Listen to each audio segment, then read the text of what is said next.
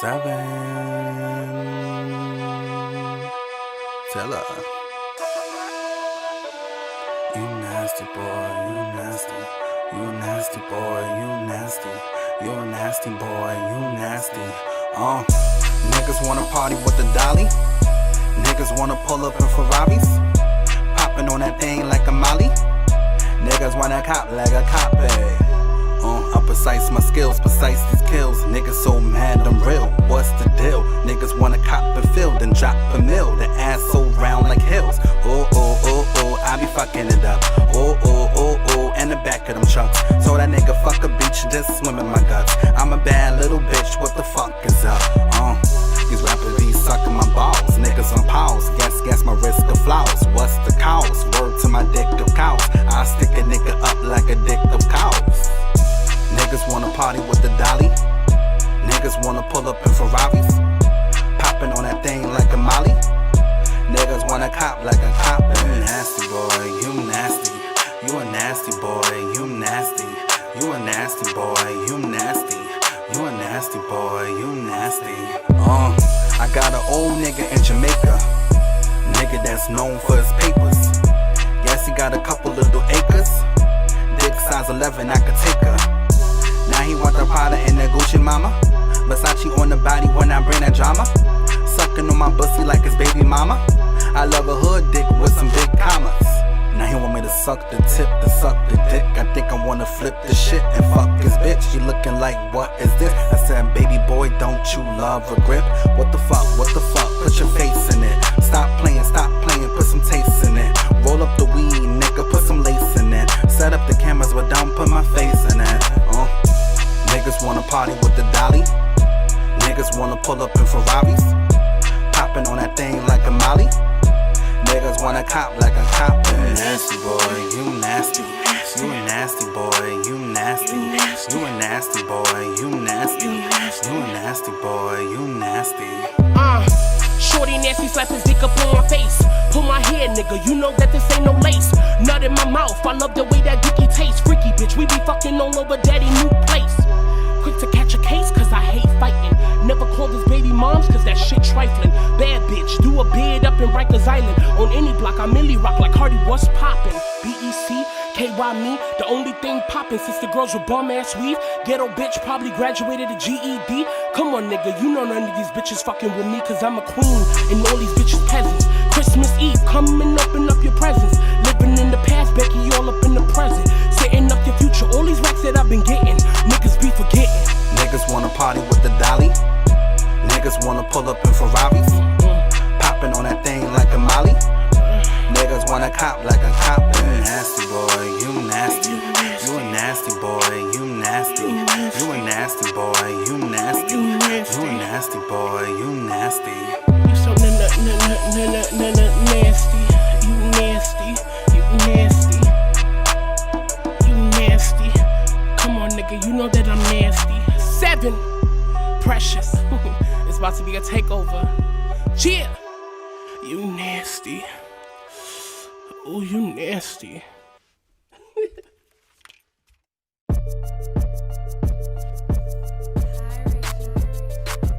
What's up, y'all?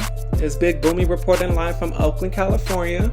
I first want to thank y'all for tuning in to Gotham's podcast. This show is meant for us, lesbian, gay, bisexual, transgender, and for anyone else who considers themselves a member of the LGBTQ community. It's for us to represent and showcase our music and our artistry. This show is no different than any other podcast that you see on the internet. The only difference is that it is for us, about us, and ran by us. I know I'm not the only person out here that sees the lack of inclusivity of LGBTQ rap in mainstream media. I know I'm not the only one that gets frustrated by it, and I know I'm not the only one that wants to do something about it. So, in an attempt to try and change that, we are having this show. It's about to be lit. So wherever you are, I want y'all to get comfortable, kick back, relax, and enjoy this new talent. Hello? Hello? Is this Sev7en Taylor? Yeah, this is it. What's up, Sev7en Taylor? This is Big Boomy. How's your day been? Eventful. Eventful. What inspired your name? So basically, it's a spiritual. Hold on, because I keep getting all these calls. It's a spiritual reason why I changed my name. Like, seven is the number of completion in the Bible, and we strive for completion in self, life, art. So I changed my name back in 2018 to Seven Taylor. I used to go by T Taylor. T-Taylor, okay. That's pretty cool. I know you have a unique name and you have a unique way of spelling it. So I was like very interested in like what inspired it. And I'm sure a lot of your, supporters are too. Right. Mm-hmm. Yeah. They I feel like once I changed my name, it definitely changed like the energy in the universe. Yeah. Like more things came to manifestation. Yeah. That makes sense. Where are you Yeah. from? Born and raised New Haven, Connecticut. I did live in New York for a little bit, and then I came back. But I'm looking to go back to New York, to be honest. Okay. That's what's up. When did you first start rapping? Oh gosh, I've always been influenced by music since I was like a kid, like 9 years old, writing songs and stuff like that. But when I found my rap voice, I would say right after a breakup, I would say like 2014, 15, I was dating this Virgo, and I was writing how I felt poetry wise, and then I just started like rapping the lyrics. And to at the time, I had a sister. Her name was Kenya, so I was rapping the lyrics to her, and she was like, "Oh, okay, you got something going on." And then I just kept doing different like freestyles and stuff like that. And I finally recorded my first song, and it went from there. Okay. That's what's up. Do you remember your first song? Like how did it go? Like can you tell us? My first song was Shy Haven, and it actually when it dropped and it started like low key going a little viral and stuff like that. I had a lot of New York rappers trying to come at me. Oh So wow. when you got something going on when New York people start trying to like battle rap you and stuff like that. Yeah. So it went from there with Shy Haven, and then it was Boys on the Elephant, which was over a Missy Elliott instrumental, and it went from there. You just do your mixtape thing, and then you go start doing more commercial, more like organic, original music. So Right. like I did it step by step. That's what's up. That's really cool. So like, do you have like who would you say are like your top five favorite rappers of all time? Like, do you have a top five? Of course, yeah. All right, so name them. Foxy, I name them. Foxy, Little Kim, Nicki Minaj, Biggie, Jay Z, and Missy Elliott. Okay, If you throw all of them together, you would make me. I can see that. All right. What do you like most about Yeah. Foxy? But for one, she acknowledged me. She DM'd me a few times and showed love to me with an interview Wow. I did like a few years back. But what I loved about Foxy was that she was gritty. She was the opposite of what they were trying to pitch at the time in the music, the music industry. Like they was going for the brown and fair skinned sisters, and she was a dark caramel, dark skinned girl, and she was talking her shit and just being so unapologetic with herself. And that besides the flow and the lyricism and stuff like that, her just knowing that she's in a space and place that they're not really holding down dark skinned women as they should, but still proudly doing her. That definitely inspired me. I just like people that are just very optimistic with themselves. So when you go in spaces and places and you don't think that people gonna fuck with you or people gonna vibe with your shit, and you just do it. You just go there and talk your shit, and do what you gotta do. I respect people like that. That's what's So up. that's definitely what gravitated me to her. Yeah, that's what's up. What would you say are the qualities that you like most about Lil Kim? I love that Little Kim reinvented the image of female rap. I love that she brought a sexiness to it. Everyone at one point was doing like the tomboy, kind of look down, Right. which was, nothing was wrong with that look. But I like that she was like, you know what, I'm gonna put on a dress and I'm gonna look sexy and I'm gonna rap as hard as I can, like the dudes around the block. And I love her raunchiness and just how vulgar she is. I'm a vulgar, explicit artist myself. Yeah. So I definitely connect with her. And I was like, I like that. That's what's up. I like your choices. They definitely are like you bring them all together. They definitely would make somebody very creative and very unique, and that's the vibe that I get Right. from you.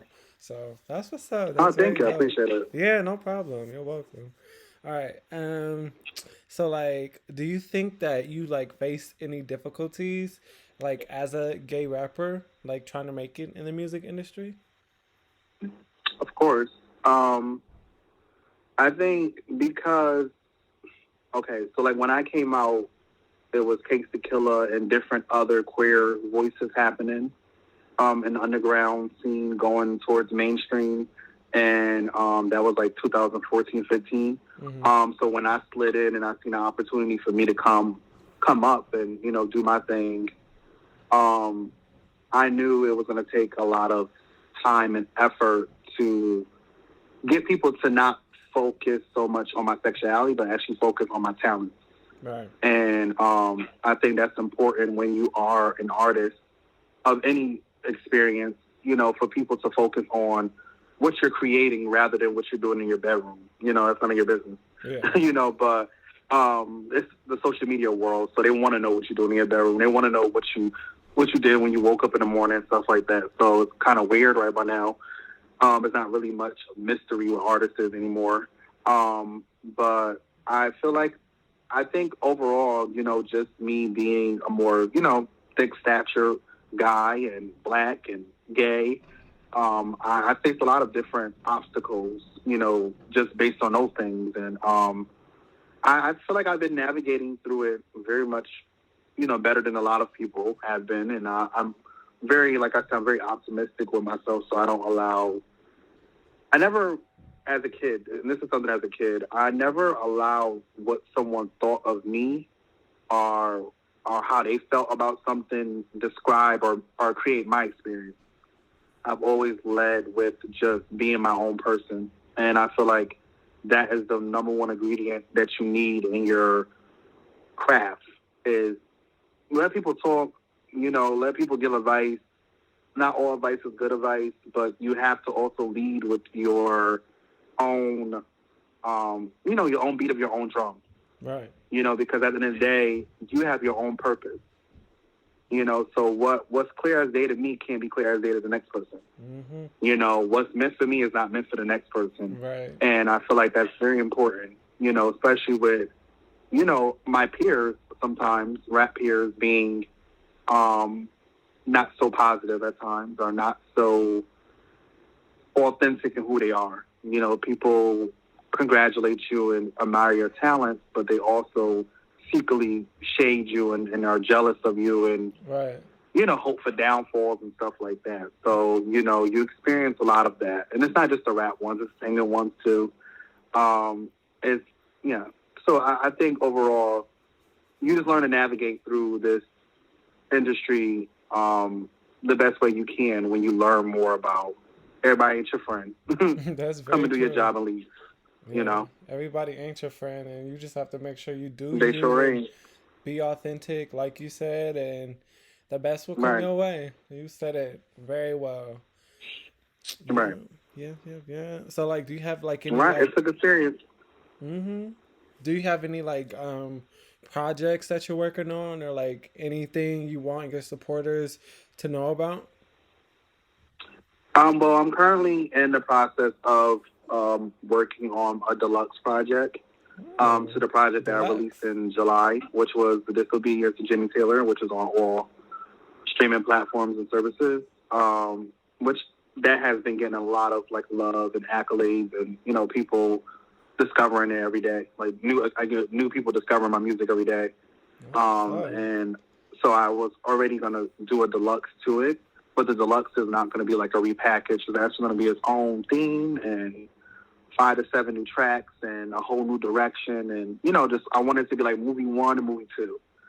Part 1, part 2. Yeah. So I wanted to go in that field of doing a deluxe rather than repackaging it. That's what's up. I'm definitely looking forward to that myself. It sounds very interesting, and I'm excited. So I will definitely. I am too. Yeah. I have a lot to talk about. I want to hear it. All right, so we're gonna move on to the next portion of the show. It's called "Spill the Tea, Sis." Spill the tea. I think you kind of already touched on it a little bit, but if you want to give us more tea, you can. It's basically about you telling us about people in the industry, you know what I mean? Things that we should know about, people we should know about, how they move, shade, all that type of stuff. So, I said, I think you already touched on it a little bit. You want to add anything else? Sure. I have no problem. Right, spill the tea, sis. I have no problem doing so. Spill the tea. Well, I would say this. I ain't gonna name drop or anything like that, but I would say this. And people know who they are. There's a lot of people in this industry.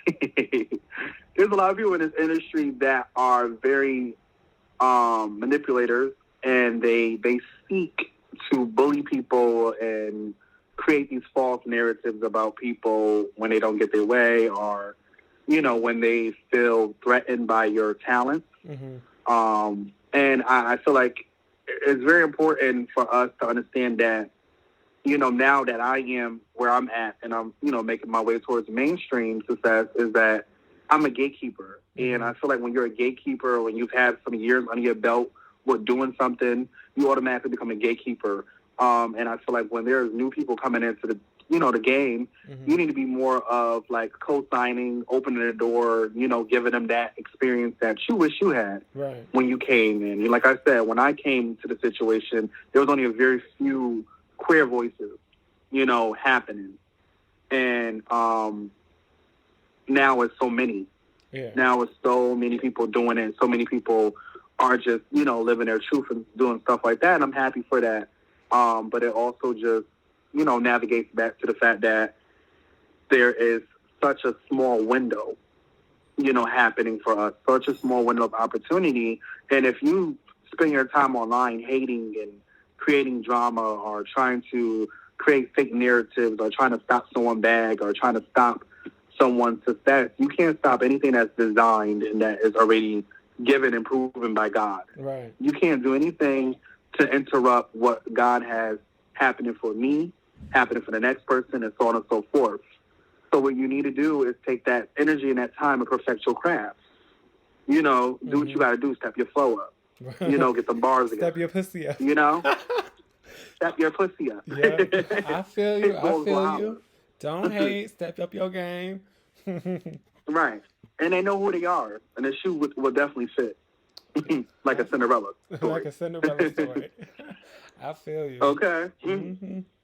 All right. So the next part of the interview is called Story Time. Story Time is basically you telling us about any dates that have gone really well or any dates that have gone really bad. Do you have any experiences you want to share?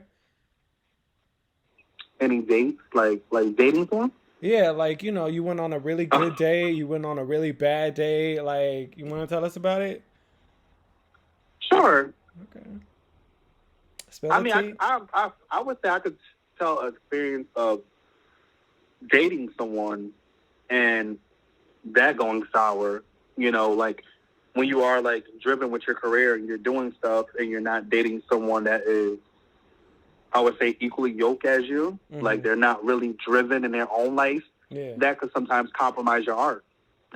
Even though it gives your art different stories to tell, I'm pretty sure Mary J. Blige and all these different people sing the songs they sing because of experience, because of being hurt, because of, heartbreak and all, so on and so forth.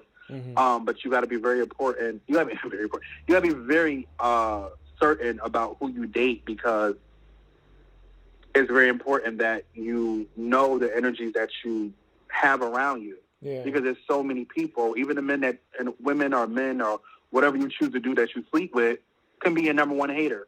That's true. Don't want you to succeed. Don't want you to go nowhere. So I wouldn't say much about bad days, good days. I mean, I've went on a few days. It is what it is. But I would say, as far as dating people, that was not 100% for me. I could definitely speak on that because I think we've all probably experienced dating one person or two that kind of wasn't really your best cheerleader, you know?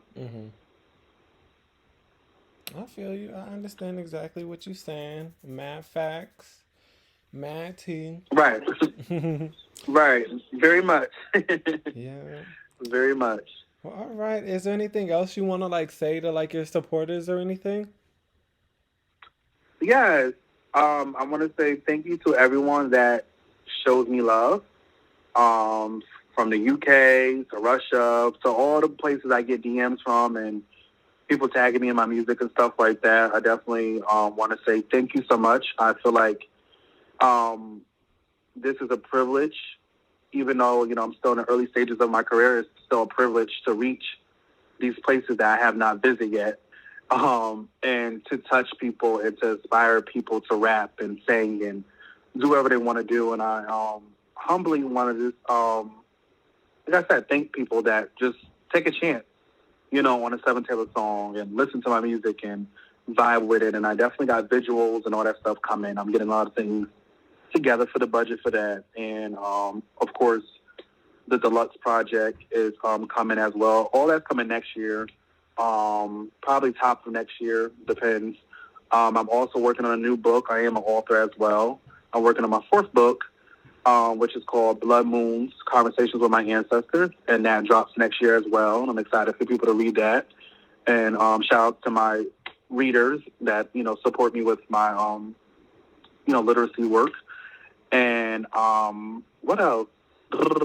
I would say also for anyone that's listening to this that is looking for a purpose and a hope and a dream or whatever you're looking for is deep down in you, and it's very important for you to amplify on you.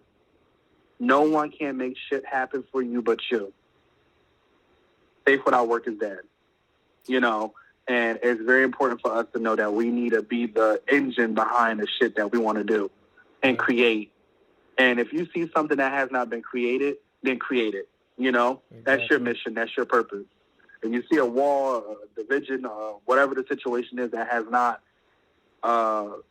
gave you any type of self-identification, that's your purpose there to create that space for the next person. It's not about us. When you're an artist, it's not about you. It's about the world. It's about the culture. It's about the next person you're going to inspire that's coming up behind you. And I think that's very important for us to know that we need to really be aware of the positions that we are in when we are creators and who is looking up to us. And I'm not a role model at all, far from it.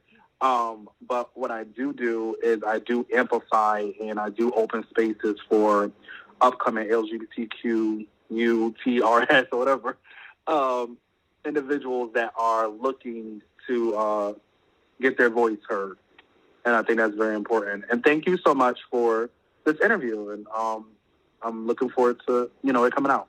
No problem, Sev7en. It was a pleasure talking to you. I enjoyed this interview myself. Same.